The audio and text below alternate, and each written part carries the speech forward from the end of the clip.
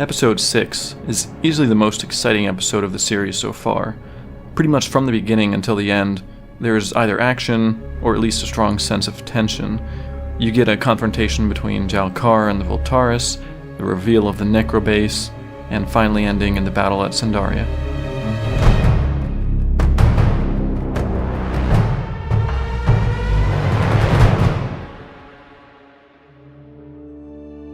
Hey everyone, David here, Director of Songs of War, and welcome to the Episode 6 Behind the Scenes. This one's going to be a bit of a long one, as I've got a lot to talk about this episode, so let's get started.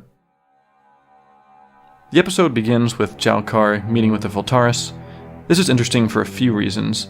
Up until this point, we didn't really know why they stole the dragon egg. We knew it was to make some money, but I bet most people weren't really thinking, who was buying it from them. The fact that it was the Voltaris starts to show that all these different storylines that seem to be a little more independent are actually becoming a bit more connected. Right from the beginning of the confrontation, we wanted a lot of tension between these two groups. They're both villains, and it's always interesting when you have these interactions between antagonists. They each have their own goals, which are often at odds of each other. It was scenes like this where my writer Badger really helped bring out that tension. She helped rewrite a lot of this dialogue here to make the entire confrontation seem more heated. From an animation standpoint, we also tried to kind of match this tension. The Voltaris slowly begin, appearing behind Jalkar and Grim as they get in position. Grim sets the egg down as if he's kind of freeing up his hands to fight, and Jalkar even reaches down and touches his blade, which Zenaida takes note of. We also get a tiny bit more information on Grim here. Some people were confused as to whether his species was named the Reaper, or why there was this kind of Grim Reaper thing going on. It's not his species is still unknown. I imagine his name was just Grim, and he just happened to use a scythe, so then people were kind of giving him the nickname the Reaper because of that. This fight was animated by Skyfall, and one thing he's really good at is doing that cool time dilation. Right as everyone charges in, Grim does this really cool maneuver by pushing one Voltaris away, then hitting the next one up into the air as everything slows back down.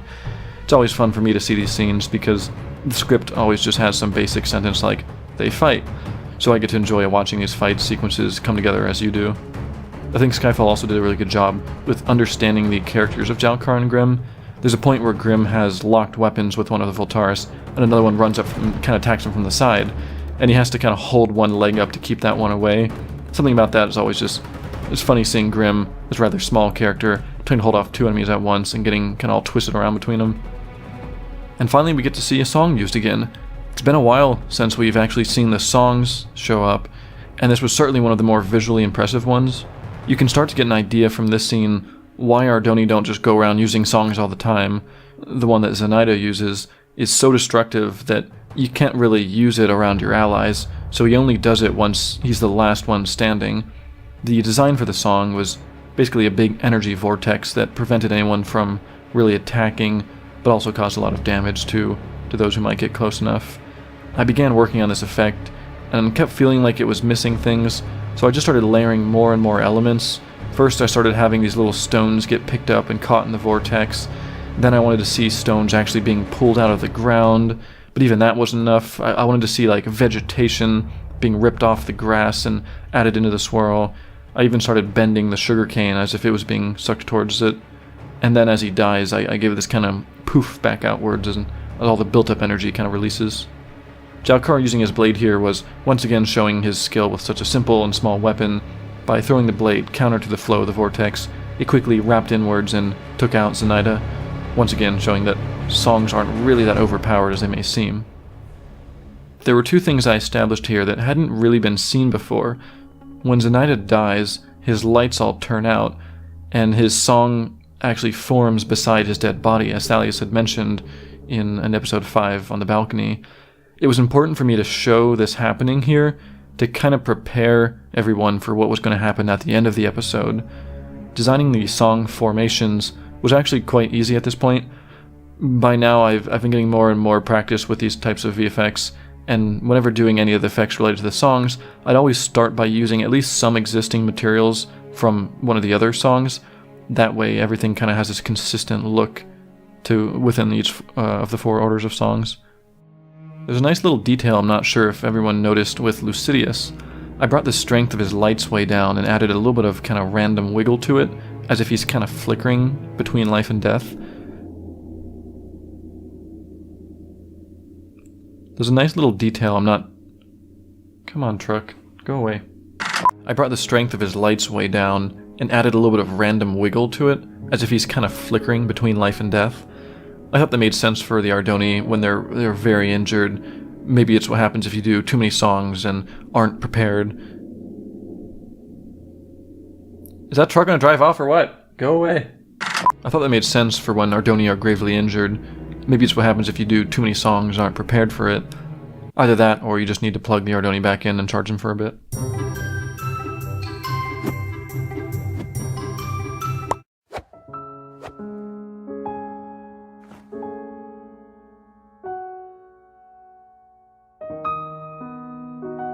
So this scene took place in Tabora Crags. This is one of my own builds mostly. The name is a reference to an old PS2 game I liked. Curious if anyone will know which. Let me know on Discord if you think you know. The look of the location, however, was actually based off an old sci-fi environment model that I created like 12 years ago when I was in 8th grade using Google SketchUp. I had this idea for a canyon with vines going across, and the vines had these bright, vibrant colored leaves. That way the sun would shine through the leaves and the color would kind of bleed down to the bottom and it'd look really pretty down in the bottom. Unfortunately, I didn't think we'd really be able to do that within Minecraft. You can't really get these big leaves and get the kind of lighting we're looking for. So we lost the leaves, but the rest of the design stayed pretty true to my old model. The area has a lot of flowing water kind of in and out during the rains. Currently it's a little bit dry here, so we see a lot of exposed gravel beds. When coral was added to Minecraft, shortly before the scene was animated, we went back into the set and added some dry coral around to really show that this place is often underwater. After all that, we move back to Lucan, who is undercover exploring the tunnels. When he gets attacked by zombies, he realizes that he has the Wither skull on him and he tries to control the undead, like the necromancers do, but to no avail, until Zarya arrives. I talked a lot with my co-director and writer during the writing process as to how exactly these necromancers were controlling the undead. We thought about many of the different senses and how each could be used. So Zarya first, he creates this loud metallic sound which seems to stun the undead temporarily, followed by a scrape sound and a brief visual trail of bright light, and then displays the Wither skeleton skull. Even the idea that the necromancers wear these skeletal masks and is to make them less identifiable to the undead, and maybe they even smell more like zombies, whereas most viewers were probably just thinking that they were just trying to look creepy. Now we finally get our first good look at the indoctrination of the zombies. The indoctrination sound was mainly choir whispers layered on top of each other. We thought it was fitting to be hearing like these voices in your ear for when they're being indoctrinated, as if the whispers are kind of commanding them subtly. You may have also noticed that we use this sound very, very quietly and earlier in the season when we'd show the Wither skull, as if it kind of has that effect all the time, even on everyone, zombie or not.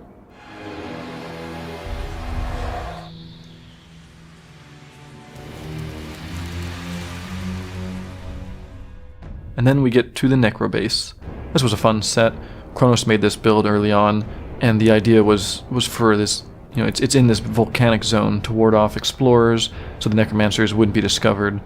We thought this made sense from the story perspective, but simultaneously it gave it that kind of classic evil look. If there's one faction in Songs of War that fits the typical bad guy, it's them. It's the necromancers. This was a scene that Red animated, and there's an incredible amount of animation detail in the zombie pits. There's a zombie banging his head against the wall, one kind of trying to climb out, and there's even a skeleton who eats a piece of the meat being thrown down to them, but it just kind of falls through him. We even built these hanging cages for the creepers as if to keep them at a safe distance from everything else in case they exploded. And finally, we see our boy, the Necrolord. Many viewers will recognize his skin as the Dreadlord from Mega Walls and Animation Life. We basically took the skin and removed all the color out of it. We also see that he has this Necro Staff, which went through a lot of designs. The script called for simply a Wither skull on a stick, so I thought I'd just put it on a fence post. I then realized how bad that looked, so I tried putting it on some kind of branches that also looked dumb. Then I had this cool idea where the Wither head was still attached to its spine, which would explain why the head was still partially alive and able to possess so much more power than just the normal Wither skeleton skulls. I knew from the beginning of my work on Songs of War that I was going to need a better way to do fire effects. So many different scenes called for a lot of fire, and the fight in the burning Sandaria needed to be covered in almost entirely fire to set the mood. And doing actual fire simulation would have just been way too slow to set up, way too slow to render, and just too large of a cache size.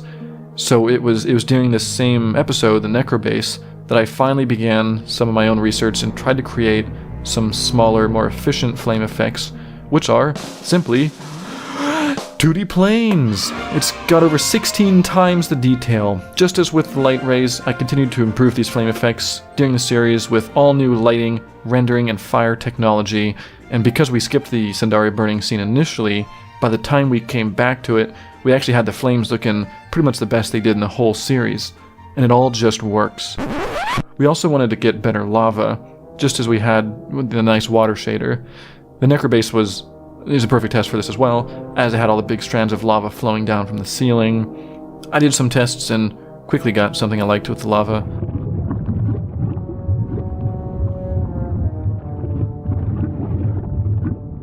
I also like when scenes transition between each other in a kind of smooth way, and there was a nice one here where the flames of the Necrobase and like the lava kind of become the flames of burning Sandaria. This was one of the most anticipated but also intimidating scenes to work on due to its significance. This was one of the last few Season 1 scenes to be finalized, with the exception of a bit in the finale, and the fight here was done by Zilean. During the fight, we're introduced to Thalios' Aggressium song, the Shockwave. Some people are probably wondering, why didn't he use this in Episode 1 against Tigran? I kind of have two different possible answers, both could work.